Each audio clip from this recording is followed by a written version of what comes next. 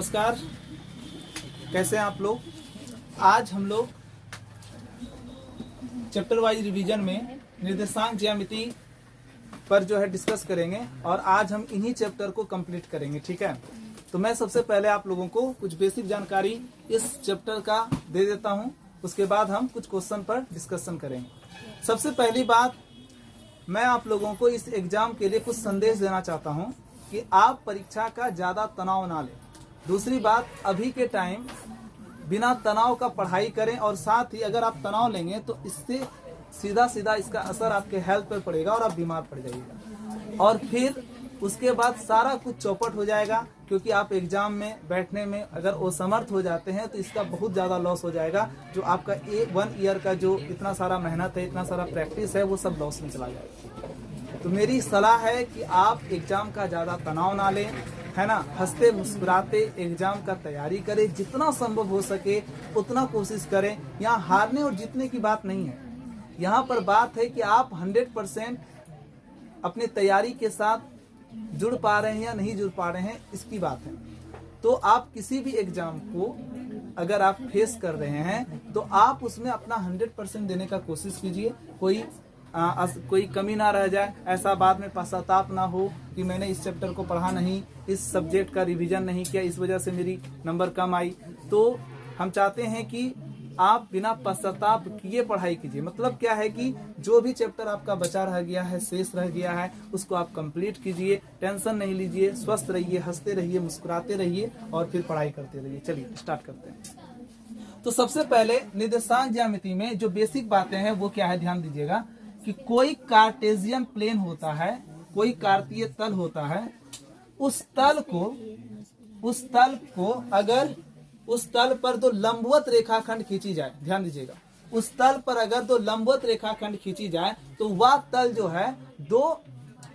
जो है 4 बराबर भागों में विभाजित हो जाता है।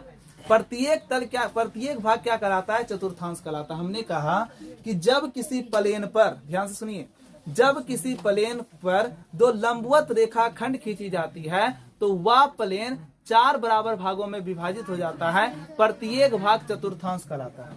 तो यहाँ पर भी ये प्रथम भाग, ये द्वितीय भाग, ये तृतीय भाग और ये चतुर्थ भाग, इसको हम पाद कहते हैं। ये प्रथम पाद हो गया, या फिर इसको हम कोऑर्डिनेट चतुर्थांश कहते हैं। प्रथम चतुर्थांश हो गया, ये द्वितीय चतुर्थांश हो गया, ये तृतीय चतुर्थांश हो गया, ये चतुर्थ चतुर्थांश हो गया।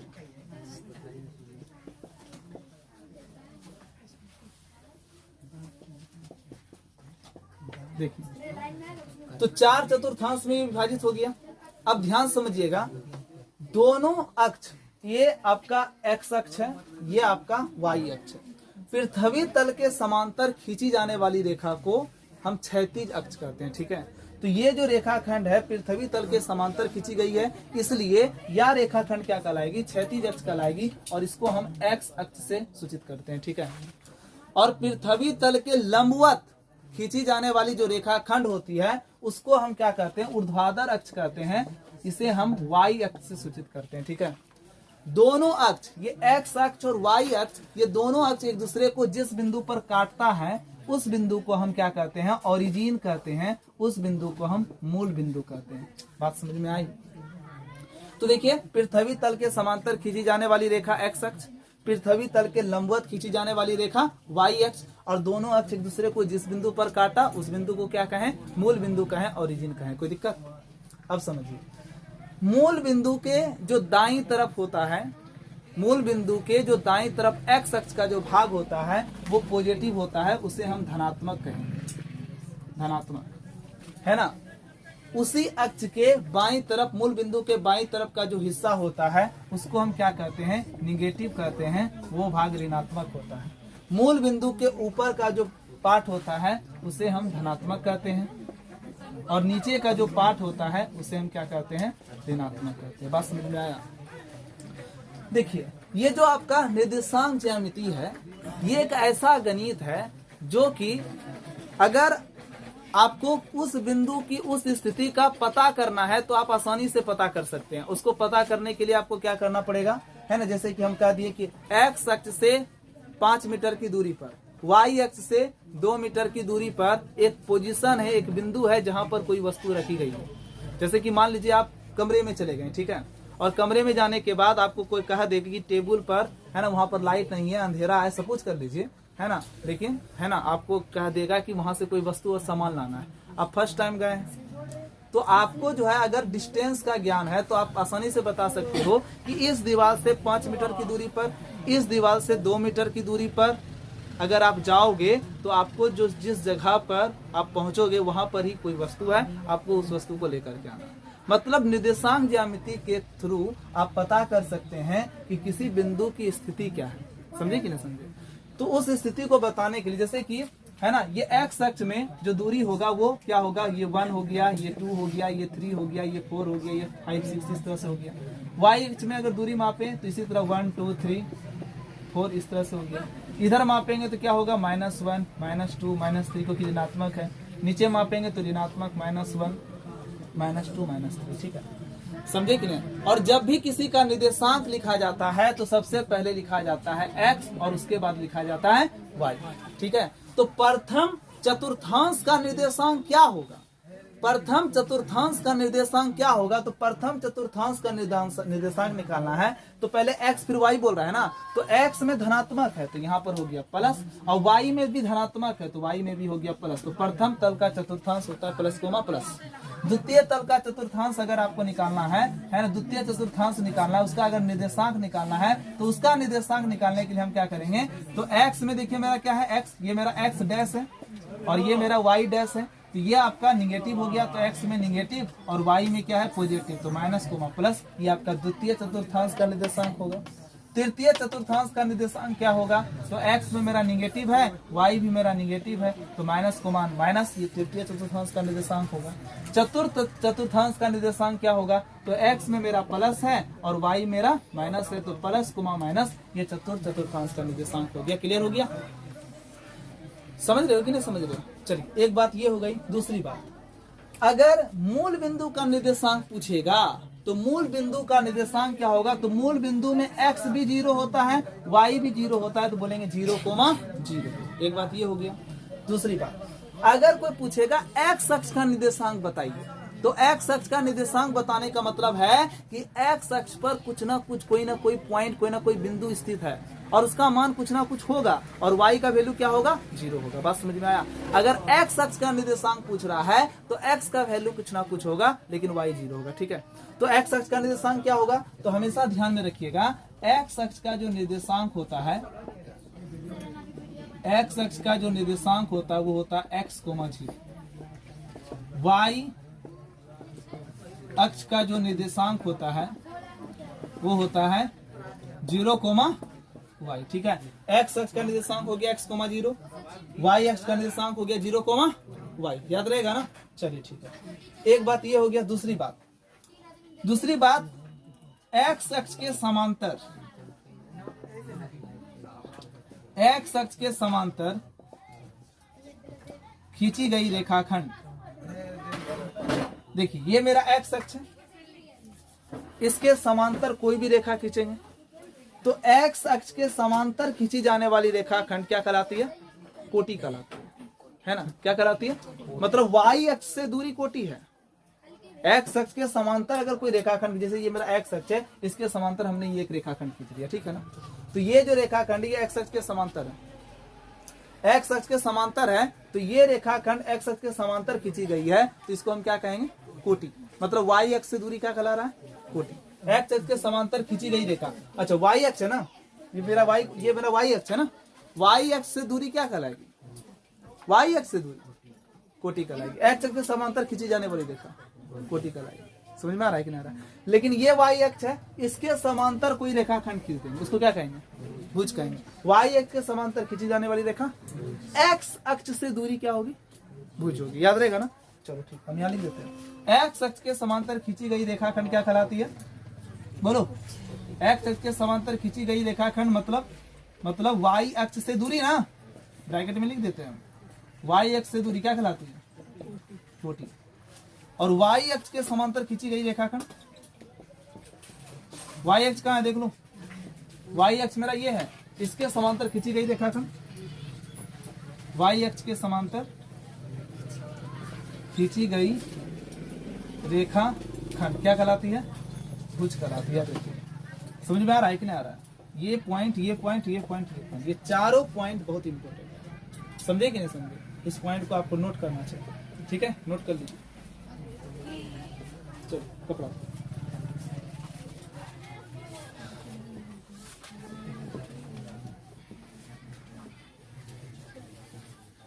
चलिए इससे रिलेटिव हम ऑब्जेक्टिव क्वेश्चन बताते हैं आपको, ध्यान दीजिए।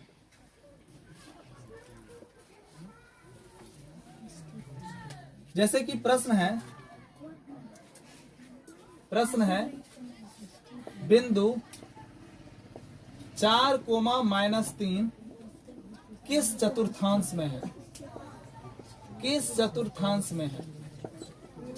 ऑप्शन नंबर ए है प्रथम, ऑप्शन नंबर बी है द्वितीय, ऑप्शन नंबर सी है तृतीय, ऑप्शन नंबर डी है चतुर्थ। बताइए कौन सा ऑप्शन राइट है।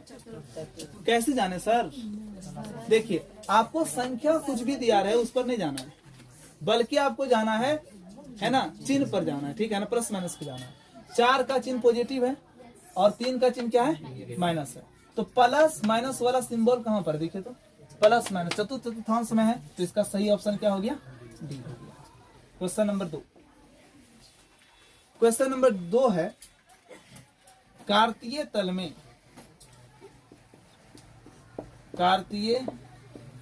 में स्थित किसी बिंदु 6,4 की कोटि का मान होगा, क्या होगा बताओ, कोटि पूछ रहा है। ऑप्शन नंबर ए है 6, बी है 4, सी है 5, डी है 2, बताओ कौन सा ऑप्शन राइट है। अगर कोटि पूछेगा तो याद रखिएगा एक्स अक्ष को भुज कहते हैं, वाई अक्ष को कोटि कहते हैं, ठीक है ना। तो यहाँ पर कोटि पूछ रहा है तो पहले 6 फिर 4 है, मतलब क्या हो गया कि पहले x होगा और फिर क्या होगा y, पहले x आता है ना तब ना y आता है, तो x मेरा भुज कहलाएगा, y मेरा कोटि कहलाएगा। तो कोटि पूछ रहा है तो बताइए x 6 हो गया, y 4 हो गया, तो कोटि कौन होगा, 4 होगा, ऑप्शन नंबर बी राइट। बात समझ में आया, भुज कोटि समझ में आया, पहले भुज तब कोटि, पहले x तब y, ठीक है। चलो हटा दे इसे।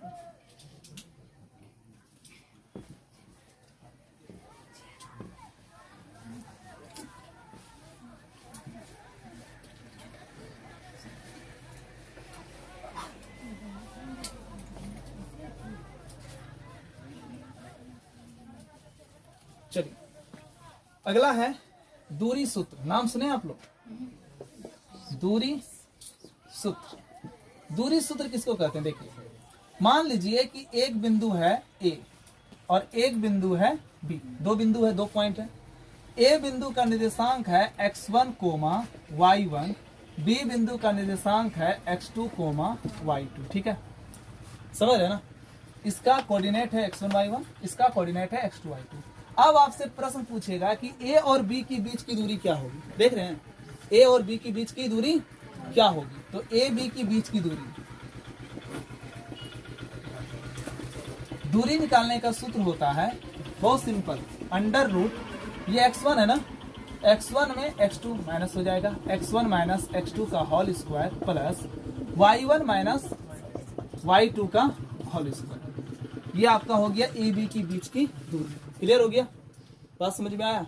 लेकिन अगर कभी कभी प्रश्न पूछ देता है कि मूल बिंदु से दूरी क्या होगी, मूल बिंदु से दूरी क्या होगी, मूल बिंदु से दूरी क्या होगी। देखिए प्रश्न है आपका मूल बिंदु से दूरी क्या होगी, तो मान लीजिए कि मूल बिंदु मेरा क्या है, मान लीजिए कि मूल बिंदु है, मूल बिंदु ना, जैसे कि हम बताते हैं, देखो ये आपका मूल बिंदु O हो गया, सपोज कर लीजिए O, और मान लीजिए यहाँ पर एक बिंदु है A जिसका निर्देशांक है x1, y1, x1, कितना बोल रहे हैं हम, x1, y1 है, ठीक है।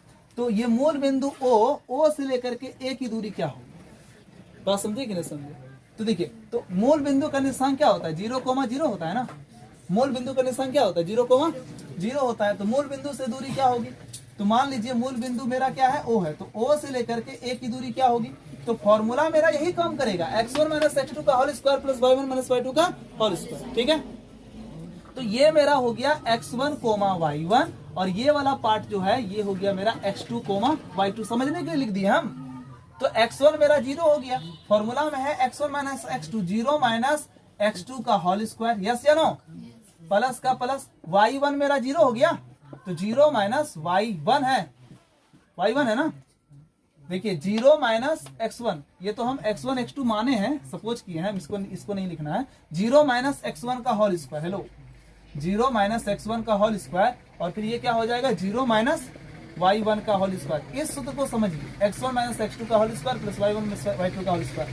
इस x1 में x2 घटा, y1 में y2 घटा, 0 में x1 घटा, उस पर होल स्क्वायर है ना, सूत्र से प्लस है, फिर 0 में y1 घटा, उस पर होल स्क्वायर। ठीक है, अब देखो तो क्या हो गया, आप देखो तो 0 में माइनस x घटेगा, माइनस x होगा, और माइनस x का होल स्क्वायर प्लस x1 का होल स्क्वायर हो जाएगा।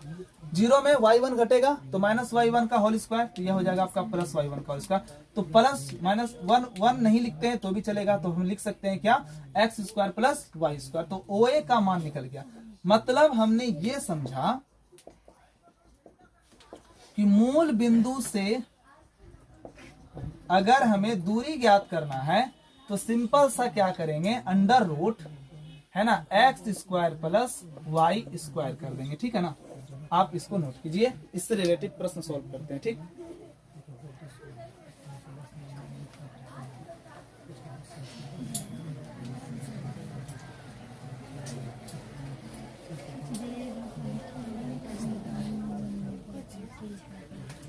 देखिए प्रश्न है, बिंदु 2,3 एवं माइनस 2,3 की बीच की दूरी क्या होगी? बीच की दूरी क्या होगी? Option number A 3, option number B 4, option number C √3, option number D 5, है ना। ये क्वेश्चन 16 में पूछा गया है और 20 में भी पूछा गया। जैसे कि आपसे प्रश्न में कह रहा है कि बिंदु इतना और इतना के बीच की दूरी क्या होगी, समझे कि नहीं? तो सिंपल सा काम कीजिए, आप ऑब्जेक्टिव बना रहे हैं, आपके पास टाइम नहीं है, आप बहुत जल्दी काम कीजिए। सिंपल सा 2 में -2 को हटा दीजिए, 2 माइनस -2 और उस पर होल स्क्वायर कर दीजिए, प्लस 3 में 3 को हटा दीजिए, 3 में 3 को हटा दिए, स्क्वायर कर दिए, फिर रूट डाल दीजिए। ठीक है, चलिए तो क्या हो जाएगा? देखो देखो यहाँ माइनस माइनस प्लस, उस पर होल स्क्वायर, 3 में 3 गया 0, उस पर होल स्क्वायर, रूट अंदर, 2 2 कितना हो गया? 4, 4 पर स्क्वायर, ये 0 पर स्क्वायर, कहानी खत्म। 4 जो कितना हो गया? 16, अंडर रूट 16 का वर्गमूल 4। कौन सा ऑप्शन राइट है? डी। आसान है, सिंपल सा हो गया ना। चलो ठीक है, सिंपल कर दिए। 2 में -2 को घटाएं, उस पर होल स्क्वायर, 3 में 3 को घटाएं, उस पर होल स्क्वायर। ठीक है, माइनस माइनस प्लस हो गया, 2 2 4, 4 पर स्क्वायर हो गया, 3 में 3 गया 0, 0 पर स्क्वायर हो गया। 4 स्क्वायर और 0 स्क्वायर को जोड़ोगे तो 4 स्क्वायर ही होगा ना, और उस पर स्क्वायर कितना हो गया? 16। चलिए अगला क्वेश्चन,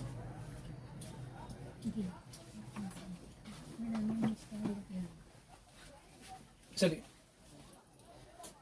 नेक्स्ट क्वेश्चन है, बिंदु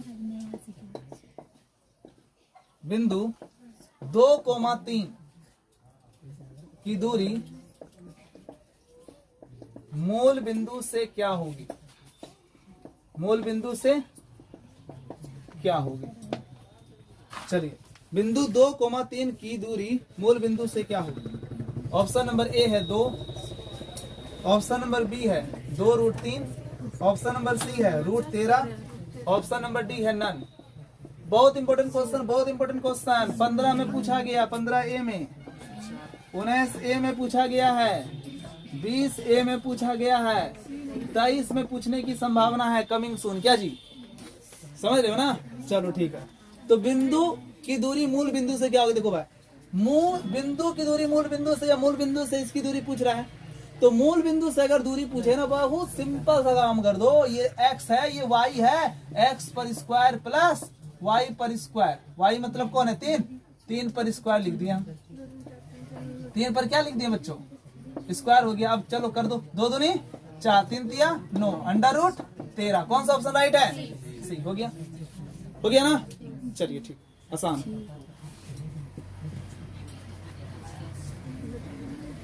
चलिए अब हम आपको बताएंगे सेक्शन फॉर्मूला। सेक्शन फॉर्मूला पढ़े हो, सेक्शन फॉर्मूला नहीं पढ़े हो, खंडसा सूत्र, विभाजन सूत्र, विभाजन सूत्र, विभाजन सूत्र। देखिए सबसे पहली बात, ये विभाजन सूत्र हमें सिखाती क्या है, विभाजन सूत्र हमें उस बिंदु का निर्देशांक निकालना सिखाती है, विभाजन सूत्र हमें उस बिंदु का निर्देशांक निकालना सिखाती है जो दिए हुए रेखाखंड को किसी अनुपात में विभाजित कर देती है, जो दिए हुए रेखाखंड को किसी अनुपात में विभाजित कर देती है। जैसे कि मान लीजिए एक रेखाखंड है जिसका नाम है बेटा ए बी, क्या नाम है, ए बी, ए बी रेखाखंड है ना। ए बी रेखाखंड में कहीं पर भी मान लीजिए एक बिंदु स्थित है जिसका नाम है सी, कहीं पर भी एक बिंदु स्थित है जिसका नाम है सी। अब जो ये सी बिंदु है ना, विभाजन सूत्र हमें उस बिंदु का निर्देशांक निकालना सिखाती है जो दिए हुए रेखाखंड को किसी अनुपात में विभाजित कर देती है। हमें सी बिंदु का निर्देशांक निकालना है और ये सी बिंदु ए बी रेखाखंड को किसी अनुपात में विभाजित कर देती है। सपोज कर लो इसको जो है M1 और है ना, इसको M1 और M2 अनुपात में क्या कर लेती है, विभाजित कर लेती है। मतलब ये सी रेखाखंड ए बी को 2 अनुपात में बांट रही है, कहने का मतलब सी रेखाखंड ए बी को 2 अनुपात में बांट रही है, कहने का मतलब ए सी बटे क्या हो गया, सी बी हो गया, जिसका अनुपात हो गया M1 बटे M2। बात समझ में आया, ए सी और सी बी का जो अनुपात है वो M1 अनुपात कितना है, M2 है। तो हमें सी बिंदु का निर्देशांक निकालना है, तो कैसे निकालेंगे, सी बिंदु का निर्देशांक कैसे निकालेंगे, तो सी बिंदु का निर्देशांक निकालना है, सी बिंदु का निर्देशांक निकालना है। तो उसका सूत्र क्या होता है, बड़ा सिंपल सूत्र है। मान लीजिए कि ए बिंदु का निर्देशांक है x1, y1, बी बिंदु का निर्देशांक मान लीजिए x2, y2 है ना, और सी बिंदु का निर्देशांक मान लीजिए x, y, x, क्या मान लिया हम, y मान लिया। तो सी बिंदु का निर्देशांक कहने का मतलब x, y है ना। तो कैसे निकलेगा, फॉर्मूला क्या है, एकदम सिंपल सा फॉर्मूला। आप क्या लिखिए, आप क्या लिखिएगा, M x plus M X लिख दीजिए, एम प्लस एम, ठीक है, कोई दिक्कत। फिर क्या लिखिएगा, M Y plus M Y लिख दीजिए, फिर क्या लिखिए, एम प्लस एम। इतना सा आता है करने आप लोग को, इतना सा कर लीजिए, कितना आसान है। M x plus M x बटे m plus m, comma m Y plus M y बटे एम प्लस एम। उसके बाद बोलो 12, 21 बटे 12, फिर इधर भी बोलो 12, 21 बटे 12। सूत्र बन गया जी आपका, सूत्र बन गया ना, m1 into x2 plus m2 into x1 बटे m1 plus m2, comma m1 into y2 plus m2 into y1 बटे m1 प्लस m2। कोई दिक्कत, आसान है ना। अगर मान लीजिए, सपोज कर लीजिए, एक तो ये बात हो गया, ये विभाजन सूत्र हो गया। इसमें देखो नोट करने वाली पॉइंट क्या है, मान लीजिए ये जो सी बिंदु है ए बी रेखाखंड को बराबर अनुपात में विभाजित करती है। मतलब यहाँ पर M1 और M2 किसी अनुपात में विभाजित करती है, जैसे 2:3 हो गया है ना, 1:2 हो गया, 4:5 हो गया, किसी भी अनुपात में विभाजित करती है। लेकिन यहाँ पर अब हम ये कहेंगे कि मान लीजिए कि ये जो सी बिंदु है ए बी रेखाखंड को बराबर अनुपात में विभाजित कर रही है। मतलब M1 और M2 का अनुपात ना बराबर है, M1 और M2 का अनुपात क्या है, बराबर है, ठीक है। तो बराबर अनुपात में विभाजित करने वाली उस बिंदु का निर्देशांक क्या होगा, हमें ये पता करना है, ठीक है। तो कैसे पता करेंगे, सिंपल सी बात है। तो यहाँ पर अब लिखेंगे, यहाँ पर विभाजन सूत्र से हमने क्या निकाला है ना, उस बिंदु का निर्देशांक जो दिए हुए रेखाखंड को दिए हुए अनुपात में विभाजित करती है। अब हम निकालेंगे क्या, बराबर अनुपात में, बराबर अनुपात में विभाजित करने वाली बिंदु का निर्देशांक, बिंदु का क्या निर्देशांक। देखो कैसे निकलेगा जी, तो बराबर अनुपात में विभाजित कर रहा है। अब हम मान लेंगे, क्या मान लेंगे, सपोज कर लीजिए हम मान लेंगे M1 और M2 बराबर है, किससे बराबर है, M से। किससे बराबर हो गया, M से। तो M1 के जगह पर हम M लिखें, है लिखे ना, और X2 के जगह पर X2, देखो ना, प्लस का प्लस M2 के जगह पर भी M लिखें और X1 के जगह पर बेटा X1 और M1 के जगह पर M प्लस M। यहाँ पर भी देखो M Y2 प्लस M2 के जगह पर भी M Y1, ठीक ना, बटे M प्लस कितना हो गया, M हो गया। अब देखो M M मिल रहा है ना, M कॉमन। अब यहाँ पर क्या लिख सकते हैं हम, X1 प्लस X2 लिख सकते हैं ना, बोलो ना, यस। M प्लस M क्या है, 2M हो गया। यहाँ देखिए, यहाँ क्या हो जाएगा, M कॉमन, तो क्या हो जाएगा, Y1 प्लस Y2 लिख सकते हैं। M कितना है, 2M। ये M कैंसिल, ये M क्या हो गया, कैंसिल। तो क्या निकल गया बच्चों, X1 प्लस X2 बटे 2 कोमा Y1 प्लस Y2 बटे 2। तो याद रखिएगा, बराबर अनुपात या समान अनुपात में विभाजित करने वाले किसी बिंदु का जो निर्देशांक होता है उसका सूत्र होता है X1 प्लस X2 बटे 2 कोमा Y1 प्लस Y2 बटे 2। आसान है कि भारी है, आसान है ना। हमने अभी आपको सिखाया है ना, हमने आपको सिखाया 2 पॉइंट। सबसे पहला पॉइंट कि उस बिंदु का निर्देशांक क्या होगा जो दिए हुए रेखाखंड को किसी अनुपात में विभाजित करती है, 1 पॉइंट ये। दूसरा पॉइंट, उस बिंदु का निर्देशांक ज्ञात कीजिए जो दिए हुए रेखाखंड को समान अनुपात में विभाजित करती है, ठीक है। तो हमने ये 2 फॉर्मूला सिखाया, आप इसको नोट करो। चलो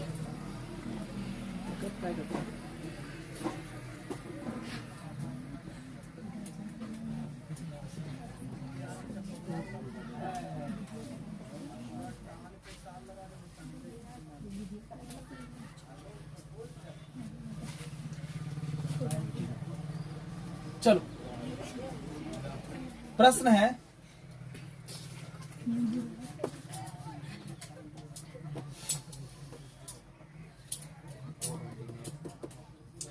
मिल गया प्रश्न, देख लीजिए।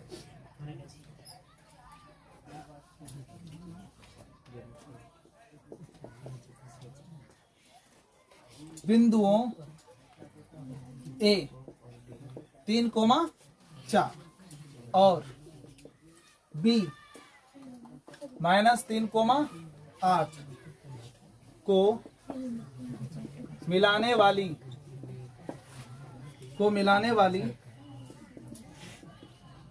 रेखाखंड के मध्य बिंदु का नियामक क्या होगा, मध्य बिंदु का नियामक क्या होगा।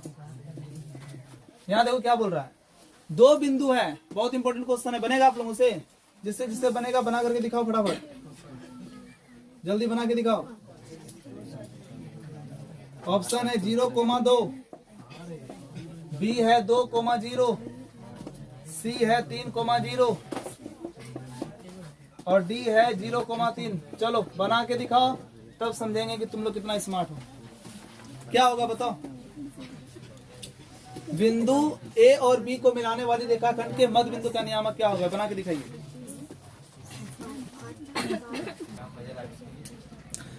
तो आप लोगों से सॉल्व हो गया ये प्रश्न।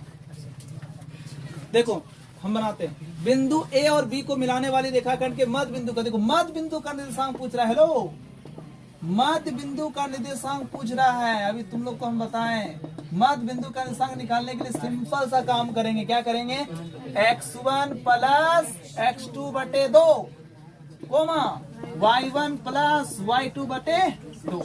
तो X1 कितना हो गया, 3 प्लस -3 बटे 2 कोमा Y1 कितना हो गया, 4 प्लस 8 बटे 2, 0 बटे 2, 12 बटे 2, कितना हो गया 0,6। कौन सा ऑप्शन राइट है, ए। कोई दिक्कत, चलो एक क्वेश्चन और बनाइए।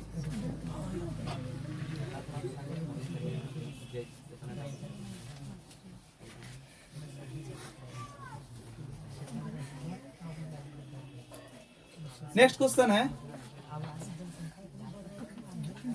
उस बिंदु का नियामक, उस बिंदु का नियामक क्या होगा, क्या होगा जो बिंदु 1,1 तथा 2,3 को जोड़ने वाली रेखाखंड को 2:3 में विभाजित करती है। बनाइए, जल्दी बनाएं, फटाफट, देखते हैं किनसे किनसे सॉल्व होता है। जल्दी जल्दी बताओ। ऑप्शन नंबर ए है 7/5, बी है 9/5, ए में 7/5, 9/5, बी में है 7,9, सी 7/3,3, डी नन ऑफ दिस। कौन सा ऑप्शन राइट बताइए। कह रहा है उस बिंदु का नियामक ज्ञात कीजिए जो बिंदु इतना और इतना को जोड़ने वाली रेखाखंड को 2:1 में विभाजित करती है। सबसे पहले बेटा क्या करना है, एक रेखाखंड बना लो। यहाँ पर ए लिख दो, यहाँ पर बी लिख दो, यहाँ पर कुछ और लिख दो, सी लिख दो। तो मान लीजिए ए बिंदु का निर्देशांक है 1,1, फिर कह रहा है 2,3, उसको जोड़ने वाली रेखाखंड को, है ना, 2:3 विभाजित कर रही है। ये बिंदु सी जो है ए बी को मिलाने वाली रेखाखंड को 2:3 में विभाजित कर दी, तो ये M1 हो गया और ये M2 हो गया। ठीक है, चलो बनाइए जल्दी से।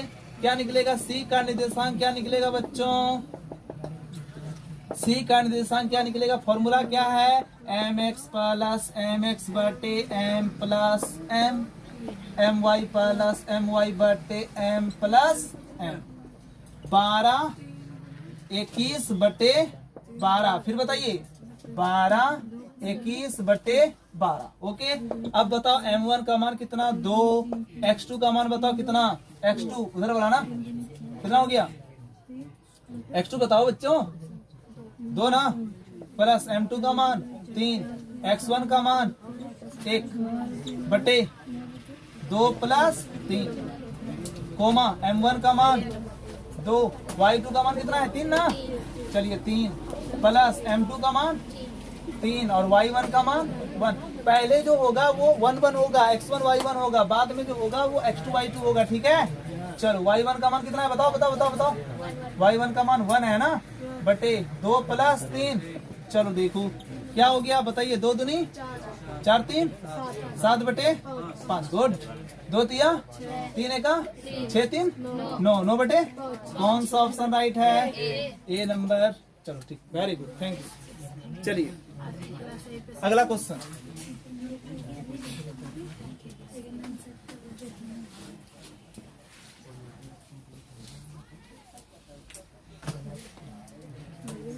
आप लोग को त्रिभुज का क्षेत्रफल आता है निकालने। देखो अभी हम सिखाते हैं। अगर हम 3 बिंदु दे दिया जाए, बेटा कितना बिंदु दे दिया जाए, 3 बिंदु। सपोज कर लो ये एक ए बिंदु है, ये बी बिंदु है और ये क्या है, सी बिंदु है ना। ए बिंदु का निर्देशांक है x1, y1, देख रहे हो। बी बिंदु का निर्देशांक है x2, और सी का निर्देशांक है x3, y3। ठीक है, इसको यहां मिला दिए हम। देखो सभी बिंदु को मिला रहे हैं, ए से बी, बी से सी, ए से, अरे क्या बन गया, त्रिभुज बन गया। तो अब हम निकालेंगे त्रिभुज का क्षेत्रफल, त्रिभुज ए बी सी का क्षेत्रफल आता है निकालने। चलिए आप बोलोगे हाफ गुना आधार गुना शीर्षलंब, यहाँ पर कोऑर्डिनेट मेथड से निकालना है। ठीक है, नियामक विधि से। चलो इसका सूत्र क्या है देख लो, हाफ हो गया, फिर बताओ बच्चों, x y minus y, good, फिर minus plus minus x y minus y, फिर x y माइनस y। इतना से याद रख सकते हो आप लोग। देखो सही है, सही जा रहे हैं ना, देख लो देख लो। हाफ हो गया x y minus y, minus x y में सब तो एक ही चीज लिखे हैं सर, खाली यहाँ पे प्लस माइनस प्लस इतना से याद रखना, ठीक। हाँ, उसके बाद देखो क्या होगा, क्या बोलेंगे बताओ। x में लिखेंगे तो लिखेंगे 1 2 3, और y में लिखेंगे तो क्या लिखेंगे 23 31 12। देखो सूत्र बन गया 23 31 12। ये त्रिभुज का क्षेत्रफल निकालने का सूत्र हो गया, ठीक है।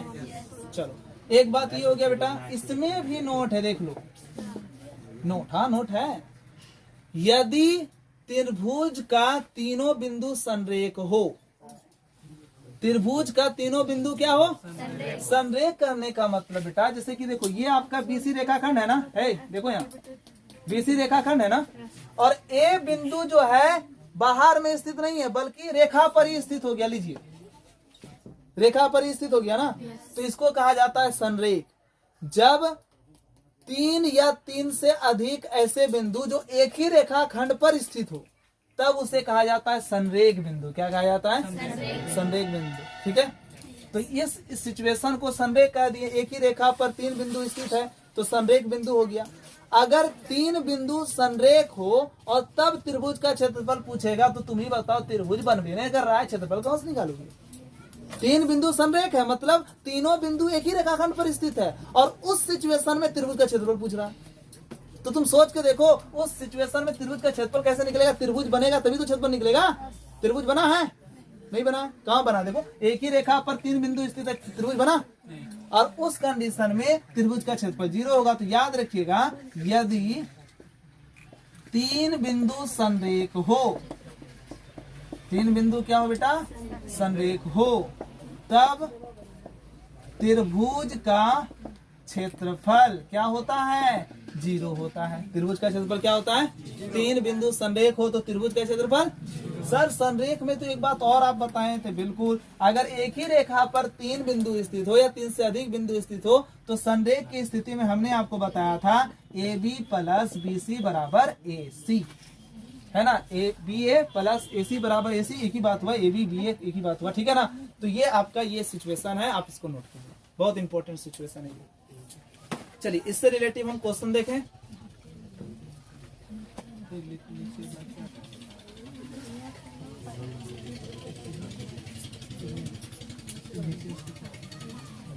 देखो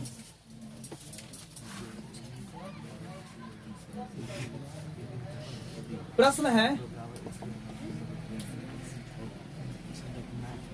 त्रिभुज का क्षेत्रफल, त्रिभुज का क्षेत्रफल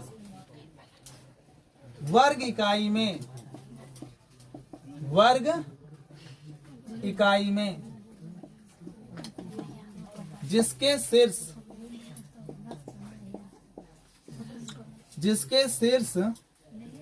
-4,0 0,3 तथा 0,0 होगा। बताओ बच्चों, त्रिभुज का क्षेत्रफल क्या होगा। शीर्ष बिंदु का निर्देशांक दिया हुआ है, ठीक है। ऑप्शन नंबर ए है 36, बी है 12, सी है 6, डी है 1। बताओ बनेगा आप लोगों से, बना के दिखाओ कितना होगा, बताओ, ट्राई करो, देखो कैसे बनेगा। यहाँ देखो बच्चों, सबसे पहले हम इसको सॉल्व कर रहे हैं। देखो त्रिभुज का क्षेत्रफल, हेलो फटाफट काम करते हैं। त्रिभुज का क्षेत्रफल हाफ इंटू, यहाँ देखो, यहाँ ध्यान दो, यहाँ पे प्लस प्लस प्लस प्लस है, चलो ठीक है, प्लस है,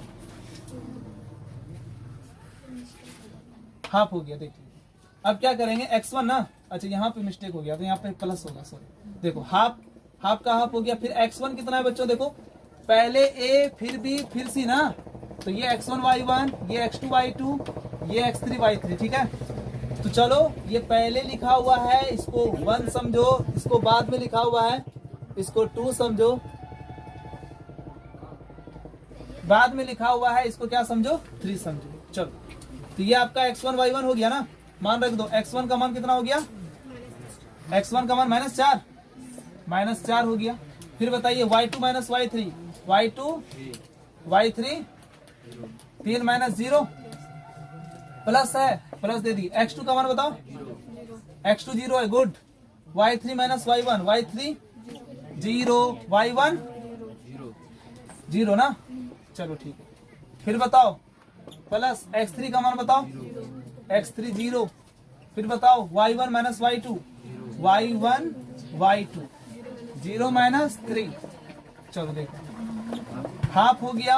अब देख लो बच्चों, माइनस कितना 12, ये 0 हो गया, बताओ कितना हो जाएगा 0 ना, कितना हो गया बताओ,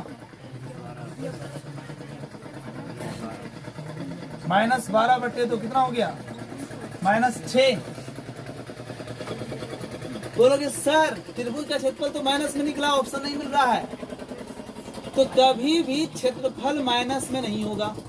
आप ऐसे सोच के देखो, कभी भी हम कहेंगे कि किसी रूम का क्षेत्रफल निकालिए या किसी त्रिभुज का क्षेत्रफल निकालिए, तो अगर निकलेगा तो निकल जाएगा ना। कोई बोलेगा -5 सेंटीमीटर स्क्वायर है, ये कैसा क्षेत्रफल है जी, माइनस किसी का नहीं निकलता, इसीलिए इसको अपोजिट समझ लो। यहाँ लिखेंगे चूंकि त्रिभुज, यहाँ लिखेंगे चूंकि क्षेत्रफल का मान ऋणात्मक नहीं होता है, नहीं होता है, इसलिए +6 इसका सही आंसर है, +6 स्क्वायर यूनिट। चलो ठीक है, चलो इसको नोट करो। एक प्रश्न और बताते हैं।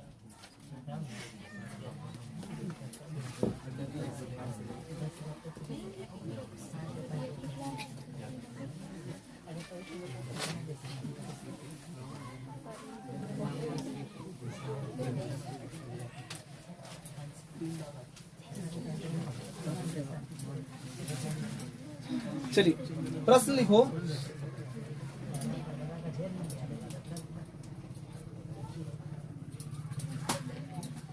ए का मान निकालें, ए का मान निकालें, ए का मान निकालें, जिसके लिए बिंदुओं a,2a 3,1 और -2,6 संरेख है। Option number A 4/3, B 3/4, C -4/3, D -3/4। बताओ कौन सा ऑप्शन राइट है? ये आपका, आपको सॉल्व करना ही है, जल्दी बताओ।